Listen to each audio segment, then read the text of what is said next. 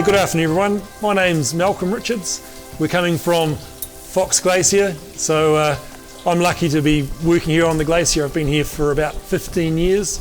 I work for Fox Glacier Guiding, which is I say a small glacier guiding company, but there's not that many glacier guiding companies in New Zealand. It's owned by a group of New Zealand families. Yeah, it's been an exciting adventure so far working here, and I hope the adventure continues. It's certainly a bit strange at the moment with the way New Zealand tourism is going. We don't really know what's going to happen, so it's kind of exciting and a little bit stressful. I guess the main thing is like Fox and Friends Glacier, they're very similar, but they come down so close. Like they're some of the bigger glaciers in New Zealand, and they come right down to only a few hundred metres above sea level. So they're very, very accessible.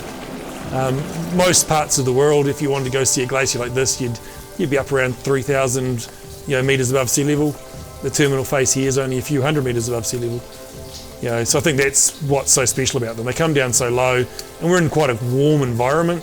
They come into the temperate rainforests at the bottom. So there's only a few places in the world where sort of glaciers and temperate rainforests coming together. Things change, it's a dynamic environment. For people who say, like we're lucky enough today, we flew in by helicopter to get to this part of the glacier.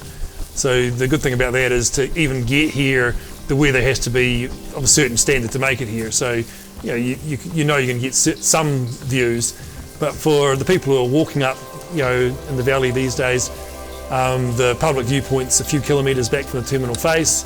I know today I married someone on the glacier, so I'm also a celebrant. I've done a few marriages up here before, so that's always kind of fun, when you get people who come from their day-to-day environment is so far removed from this, and it's kind of cool to get them up here and have a special moment, whether that's getting married or just coming and seeing it. I think it is that the people, like you do see, like you see behind us, this is a pretty cool feature we've got here. There's amazing features all the time.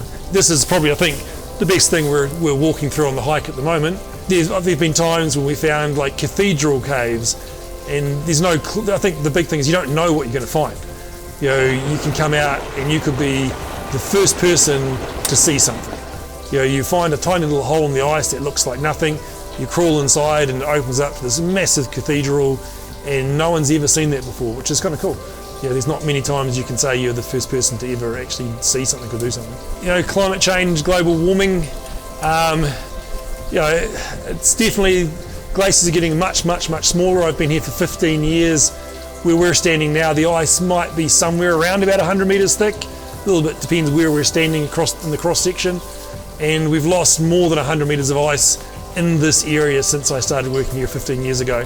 What I love about working here is everything changes all the time. Like today's my first day up for 3 weeks, and things have changed in 3 weeks. And even today, like if you look behind us through this cave, you see these crazy colours and textures. Through the day as the light changes, these colours change. So if you came here this morning, it would be quite a different visual effect to what we're seeing now. So I just love the colour and texture. I mean, check out, if you look at the side here, just the different blues and whites and lines. It's amazing. I love it. And it changes all the time. It's just this fun, dynamic environment where the ice is changing, the people are changing, and it's a fun place to be. Tourism's, as a rule, everyone's happy on holiday, so it's just a fun business.